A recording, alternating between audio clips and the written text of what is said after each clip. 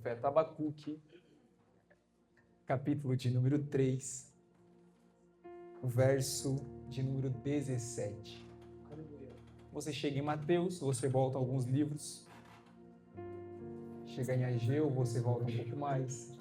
Chega em Sofonias, é um livro anterior. Abacuque, capítulo de número 3, o verso é o 17 ao 19. Amém? Nós temos tempo, tá? Fica tranquilo. Ainda que a figueira não floresça e não haja fruto na videira, ainda que a colheita de azeitona não dê em nada, os campos fiquem vazios e improdutivos, ainda que os rebanhos morram nos campos e os currais fiquem vazios, mesmo assim me alegrarei no Senhor, exultarei no Deus da minha salvação. O Senhor soberano é a minha força. Ele torna os meus pés firmes como os da corça, para que eu possa andar em lugares altos. Amém? Tome seu assento, glorificando a Jesus, por favor. Glória a Deus.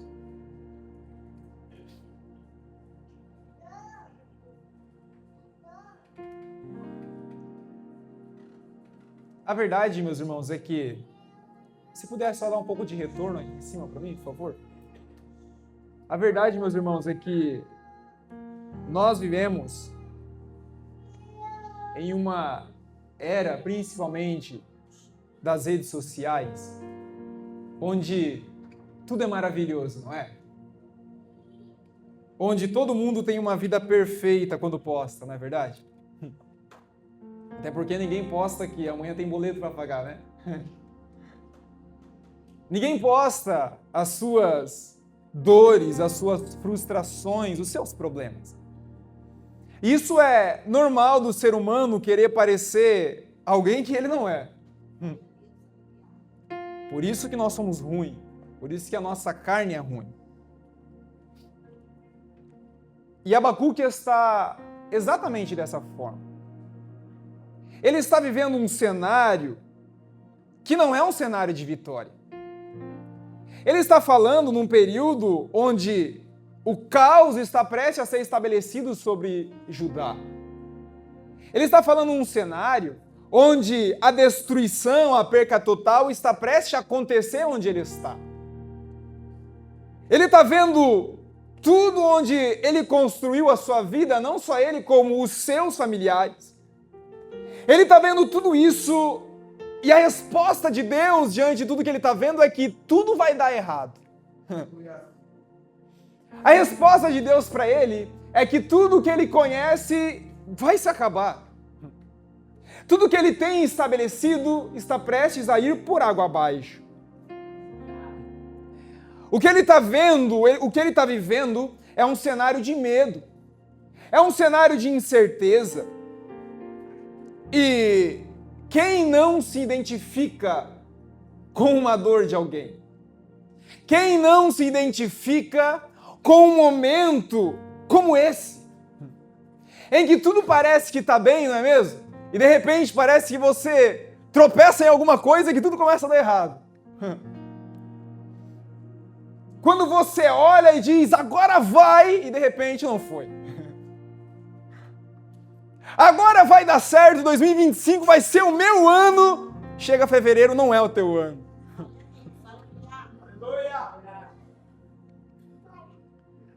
A pergunta que fica para nós refletirmos no início dessa mensagem é: como que nós podemos se alegrar em um Deus quando a vida está um caos? Aleluia. Como nós podemos encontrar alegria no Senhor quando só tem tempestades pela frente? A verdade é que isso é fé. No capítulo de número 1, nós encontramos o contexto dessa história. Abacuque, ele começa a conversar com o Senhor, mas ele não conversa falando com Deus. Ele começa indagando a Deus.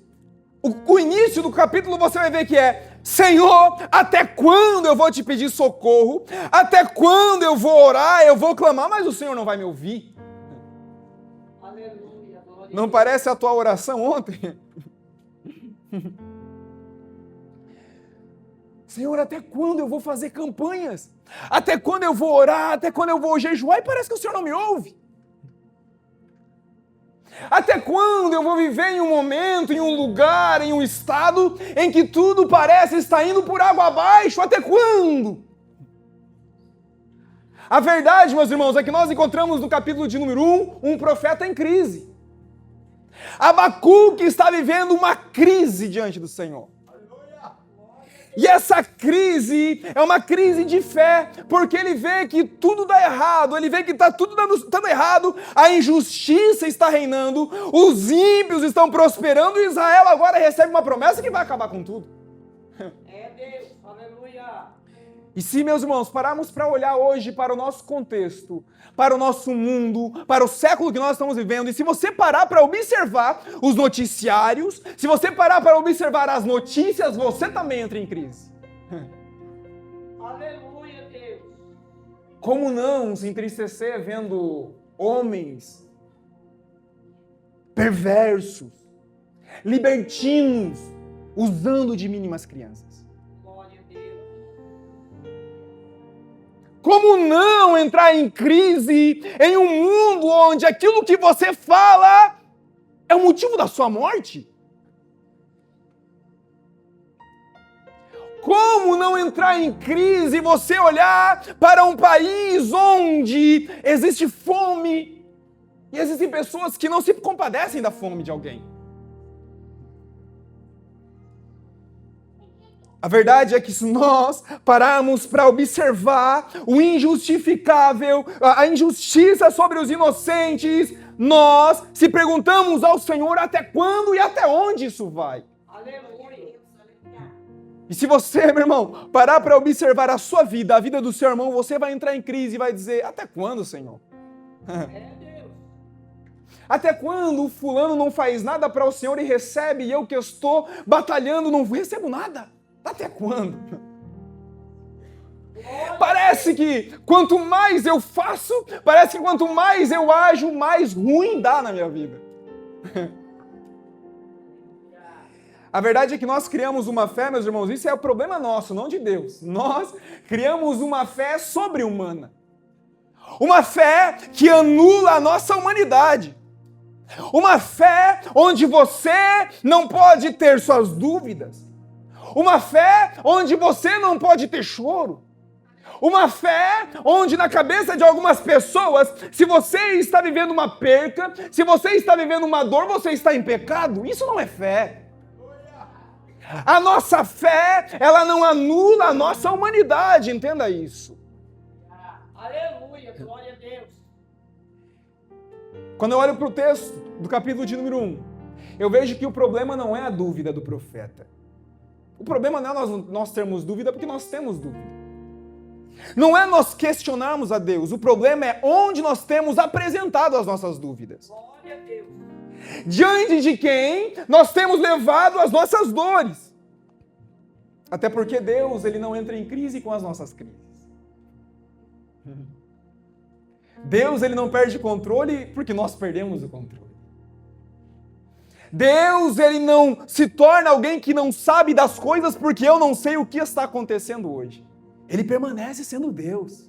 Aleluia. Ele permanece sendo aquele que era ontem, que é hoje e que será eternamente.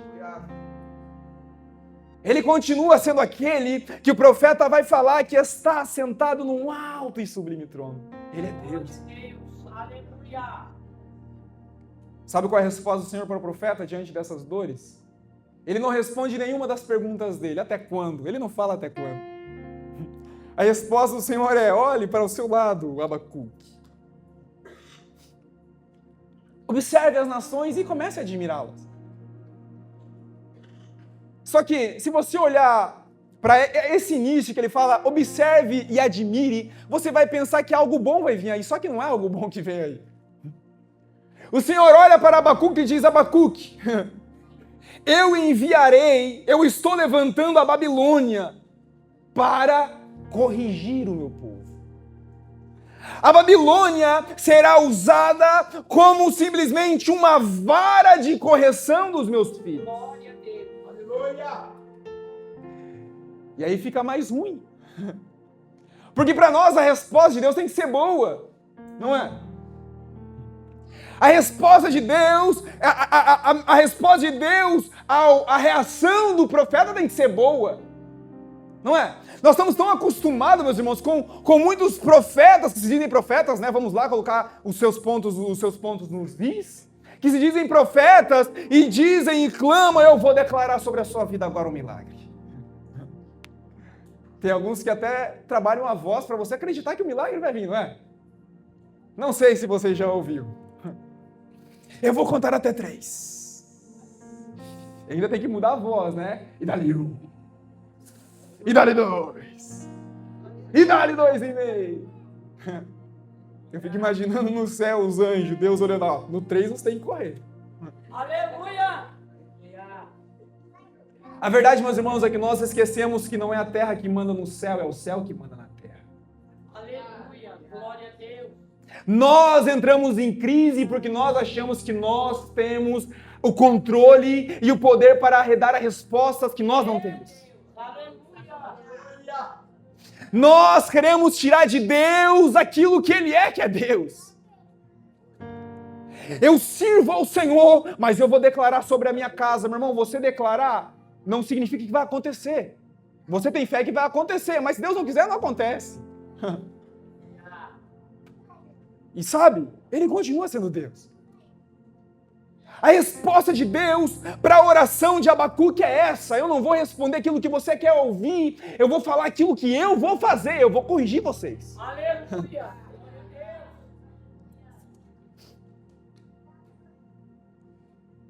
Glória a Deus. Aí sabe o que Abacuque faz com a resposta de Deus? Ele não ora. Ele vai questionar Deus de novo. Se você for olhar no verso do capítulo 1, no verso de número 12, tem a segunda queixa de Abacuque. O Senhor, meu Deus, o santo que tu és, como que o Senhor vai enviar os babilônios para nos disciplinar? É Deus. É nós tentando entender o porquê Deus faz o porquê Ele quer fazer. Como? Não, me explica, Senhor.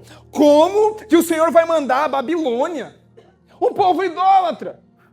Um povo que não te serve. Um povo que não tem nem dó e nem piedade. O Senhor vai levantar eles para disciplinar o seu povo? É Deus. Aleluia. Sabe o que Abacuque faz no final do capítulo de número 1? O texto diz que ele sobe numa torre de vigia. E ele fala assim: eu vou subir na torre, eu vou ficar de guarda e eu vou ficar aqui até eu ter a resposta do Senhor. Aleluia. Glória a Deus. Parece que a fé dele é inabalável, não é? Só que é uma fé errada. E não sou eu quem falo, é o texto quem vai falar que é uma fé errada. Porque a segunda resposta de Deus não é nem a primeira pergunta e também não é nem a segunda pergunta dele. Deus não está se importando com as perguntas dele. Deus não precisa responder as perguntas dele. Deus olha para ele e diz: ei, Abacuque, entenda uma coisa, o profeta é você. E o profeta fala aquilo que eu, o Senhor, quero falar, e não aquilo que você quer ouvir. Glória a Deus. Você vai fazer o seguinte: você vai escrever a minha resposta agora, numa tábua gigantesca, onde aquele que passa correndo vai poder ver e vai poder ler aquilo que eu vou falar agora. Aí nós encontramos 5 ais do profeta Abacuque. No capítulo de número 2, o verso de número 6 ao verso de número 8, a palavra diz: ai dos gananciosos e dos exploradores, ai daqueles que acumulam o que não é seu, até quando vocês irão fazer isso? A primeira resposta para Abacuque é: Abacuque, entenda o que eu vou falar agora, eu estou olhando para vocês, eu não estou enxergando um povo que é meu servo. Eu estou enxergando um povo que está roubando, que está explorando de forma injusta aqueles que são os meus. Aleluia. O segundo ai do Senhor é ai daqueles que se enriquecem com injustiça, capítulo de número 2, verso de número 9 ao 11. Ai daqueles que ajuntam em suas casas ganhos injustos. Aleluia. A resposta de Deus para ele é que até as pedras das suas casas clamam por justiça. O terceiro ai do Senhor, do verso número 12 ao 14, é ai daquele que edifica a cidade com sangue. É Deus, aleluia. O Senhor está falando não da Babilônia, está falando do seu povo. Está falando de um povo que carrega o seu nome. E se o povo de Deus carrega o nome de Deus, ele tem que refletir o Deus que tem o seu nome. E Deus olha para Abacuque, que você entenda uma coisa, que toda a terra vai se encher do meu conhecimento e da minha glória. Verso número 15 ao 17. Ai daqueles que der de beber ao seu próximo, misturando o vinho com a sua ira, para embriagar e para ver apenas a sua nudez.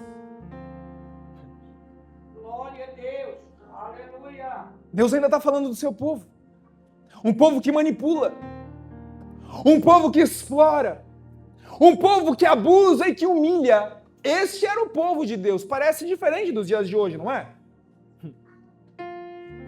Deus termina com uma última palavra para Abacuque. Escreva, Abacuque. Ai daqueles que olham para a madeira e diz acorda, e olha para a pedra e diz desperta. É Deus. Meu Deus. Deus está falando sobre idolatria. Ai daqueles que estão no meu povo e fazem ídolos para si. É Deus. Aí Deus termina com uma palavra que todo mundo ama e conhece. O Senhor, porém, está sentado num alto e sublime trono, e que a terra toda se cale diante dele.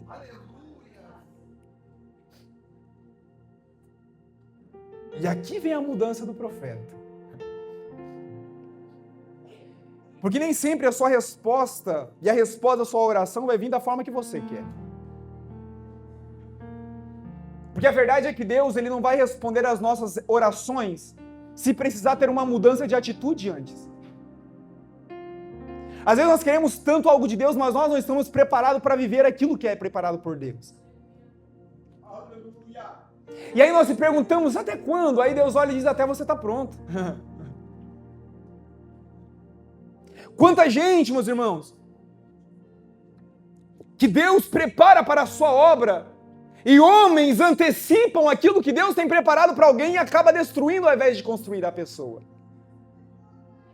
Pessoas com chamados extraordinários que não estavam preparados para assumir a responsabilidade, que no final acabam morrendo por não estar preparados.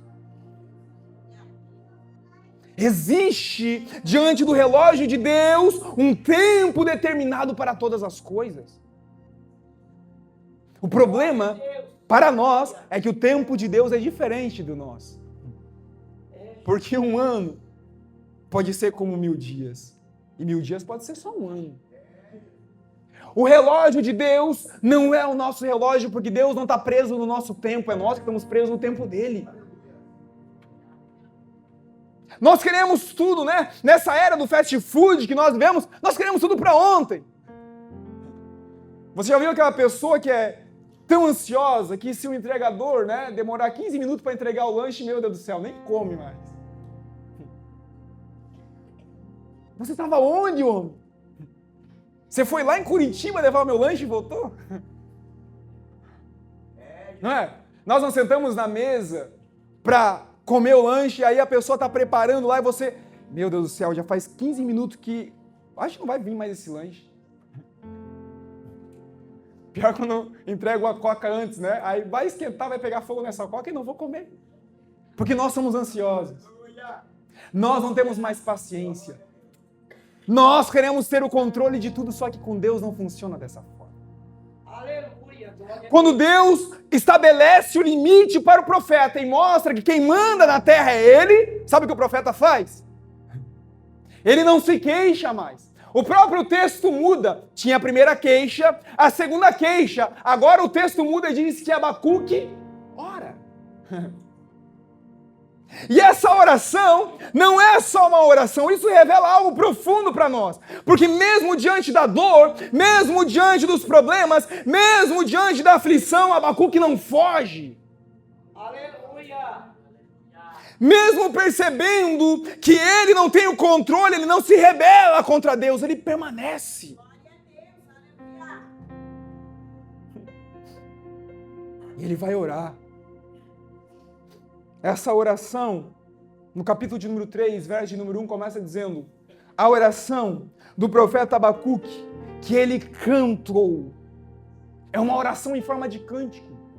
Mas não é qualquer oração. Se você for ler o texto na continuação, você vê que ele não ora, ele suplica ao Senhor.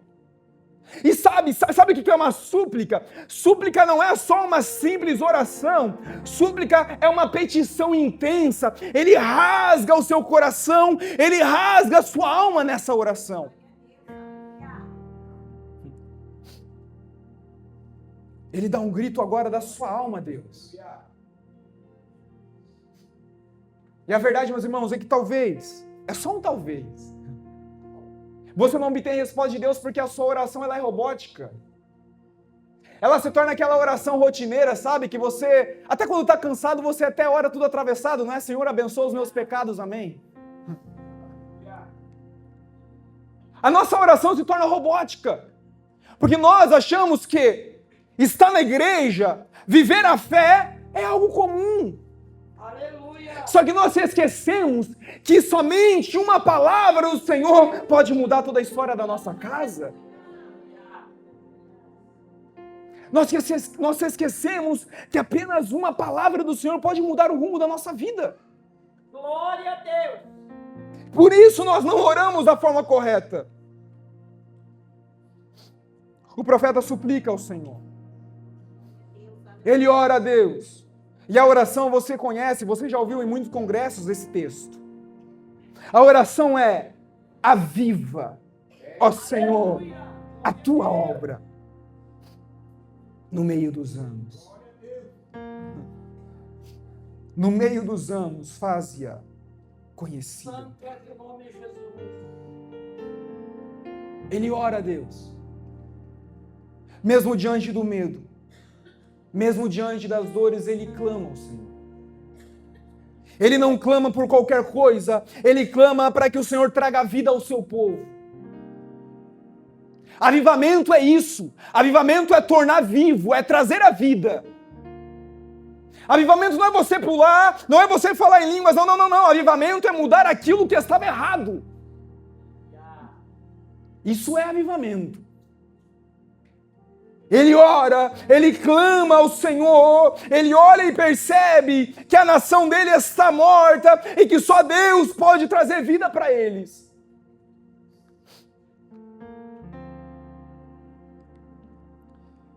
A verdade é que nós esquecemos desse mínimo detalhe, que só Deus, só o Senhor pode mudar a nossa história.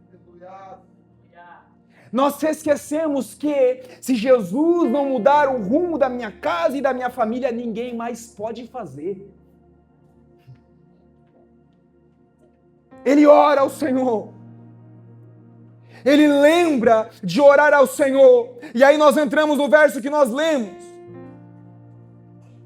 No verso número 16, ele olha e diz: eu estremeci por dentro quando eu ouvi tudo isso. Os meus lábios, eles tremeram de medo, a minha perna vacilou, eu tremi de terror. Aleluia. Glória a Jesus. Ele sente medo daquilo que o Senhor tinha falado que iria acontecer sobre o povo. Meu Deus, aleluia. Só que mesmo diante do medo, ele confia. Porque isso é fé. Fé não é você não ter medo. Fé é você confiar mesmo que você não entenda. Glória a Deus. Fé é você olhar para a situação onde você está, para o momento em que você vive e acreditar que Deus irá fazer alguma coisa ao seu favor. No verso de número 17, ele olha e diz: ainda que a figueira não floresça, Meu Deus. ainda que não tenha frutos na vide, ainda que a oliveira não produza os seus frutos, ainda que o campo esteja vazio e improdutivos, e que os rebanhos morram, e que os currais estejam vazios, ainda assim eu me alegrarei no meu Senhor. Glória a Deus. Aleluia. Eu gosto de ler o texto com calma, eu quero fazê-lo com você nesses últimos minutos que nós temos. Ele olha para aquilo que estaria no controle deles, entre aspas, que era o crescimento da figueira. A figueira, para crescer, ela precisa só de uma coisa: o trabalho do agricultor. Ele olha para isso, ele diz: olha, ainda que o projeto que nós investimos, ainda que o tempo, que o dinheiro depositado não dê certo, ainda que talvez o emprego que você acha que vai dar certo não dê certo, Aleluia! ainda que o ministério que você acha que iria crescer não cresça, Jesus! ainda que quando tudo aperta na sua vida, o dinheiro não dá, a conta chega, não vai dar certo, você olha e está dando tudo errado, ainda assim. Meu Deus! Aleluia. É Deus. Aleluia. Ainda que você perca tudo que você tem, ainda que o seu casamento entre em crise, ainda que a doença bata na porta da sua casa, ainda que a decepção bata na sua vida. É isso que ele está descrevendo. Ainda que você perca tudo, ainda que eu perca tudo que eu tenho, ainda assim, isso aqui que ele fala, meus irmãos, não é uma teoria, não é uma realidade. Isso é confiança no Senhor, é mesmo, e a gente não pode ignorar a dor, ainda que tudo isso aconteça, eu confiarei no Senhor.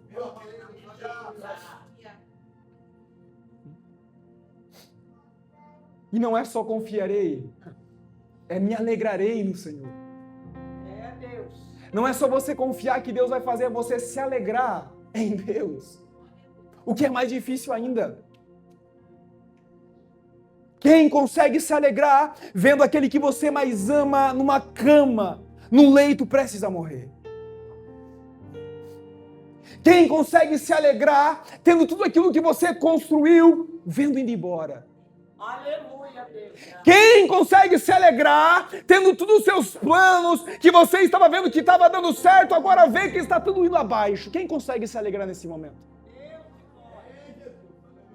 Quem consegue viver como Jó, que no momento da sua maior dor, os seus amigos abandonam e começam a criticar, a sua esposa diz, amaldiçoa esse Deus e morre, o que sobra para ele é só um caco de telhas para ele se coçar, e ainda assim ele diz, eu só sei de uma coisa, que o meu Redentor ele vive e por fim ele vai se levantar.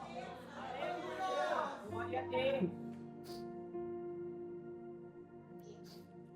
Essa não é uma alegria emocional, não. Essa não é uma alegria que você está emocionado e você fica alegre. Essa é uma alegria, não é uma alegria que você olha, eu vou ficar alegre porque eu sei que tudo vai dar certo. Não, não é essa alegria que o texto está falando. Glória a Deus. A alegria, ela vem de uma convicção, e essa convicção não depende de circunstâncias, essa alegria, essa convicção, ela não depende daquilo que você vive, ela depende apenas de Deus. É Deus. Aleluia. Meu Deus! Essa fé é bíblica. Uma fé que não depende de circunstâncias.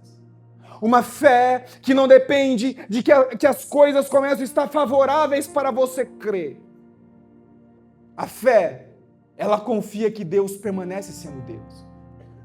Mesmo quando tudo está dando errado. A alegria de Abacuque não é porque a figueira vai florescer. A alegria de Abacuque não é porque a vide vai dar os seus frutos. A alegria de Abacuque não é porque os campos vão produzir e que os rebanhos vão estar vivos e saudáveis. A alegria de Abacuque é porque o Senhor é o Deus da sua salvação. Será que a minha alegria está no meu salário? Será que a minha alegria está no meu carro, no meu relacionamento? Será que a minha alegria está nos meus filhos? E se tudo isso que você está alegre acaba, o que sobra? Aleluia. Glória a Deus. Se tudo aquilo que você acha que produz alegria para você acaba, o que sobra? Aleluia.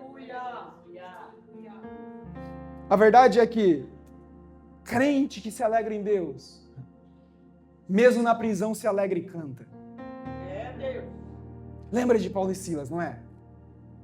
Só que não é só Paulo e Silas. O texto vai muito mais além. A Bíblia vai dizer que enquanto na noite em que Jesus está prestes a ser traído, na mesma noite, ele está na mesa da ceia. E na mesa ele anuncia aquele que vai trair. E antes de ir ao Getsêmani, onde ele seria traído, ele sabe que ele vai ser traído. A Bíblia diz que antes ele canta um hino ao Senhor. Aleluia, Deus. Existe um verso do hino 126 da harpa cristã que vai dizer o seguinte: os mais belos hinos e poesias foram escritos em tribulações e dores.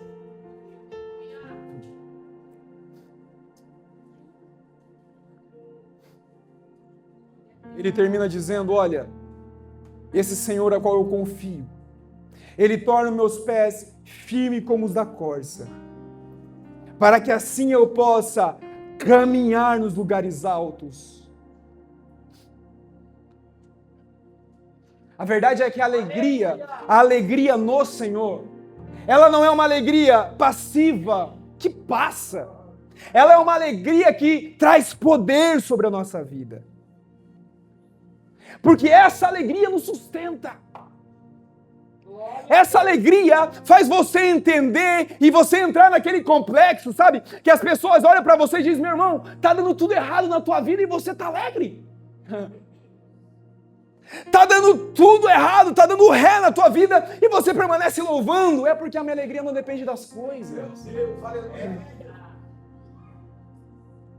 Nós entramos em um paradoxo, meus irmãos, em que nós viemos ao culto e nós nos incomodamos com a adoração das pessoas, não é? É Deus. Tem pessoas que olham: ih, fulano, pra que pular desse jeito? Tá louco? Aleluia. Pra que, meu Deus, pra que bradar desse jeito? Tá louco? Pra que cantar desse jeito? Tá louco? Pra que testemunhar desse jeito? Tá louco? Meu irmão, a verdade é que a Bíblia diz que quem muito foi perdoado, muito ama. A verdade é que para nós, a nossa fé não vale nada, por isso nós somos assim, ranzinza, ruim. Porque se na verdade a nossa fé valesse alguma coisa para nós, se nós entendêssemos que nós fomos salvos de uma condenação eterna, não era o fulano que estaria pulando, era eu. Nós cantaríamos com convicção, nós oraríamos com vontade, nós veríamos o culto com desejo de vir ao culto porque o Senhor nos salvou. Aleluia. E quando eu entendo isso, isso muda tudo na minha vida. O Senhor, Ele é a minha força. Ele vai fazer que os meus pés caminhem como a corça e me fará andar em lugares altos. A verdade é que a dificuldade, ela tem um poder que nada mais tem em nossas vidas. A dificuldade, ela tem o poder de nos levar em um lugar de dependência de Deus. E esse lugar de dependência de Deus é o lugar mais alto que nós podemos estar nele. Aleluia. Porque quando eu dependo do Senhor, quando eu entendo que eu dependo do Senhor, nada mais importa para mim. Aleluia. Glória a Deus. Eu sei que se eu trabalhar mais não resolve. Eu sei que se eu buscar mais não resolve. Eu só sei que Deus resolve.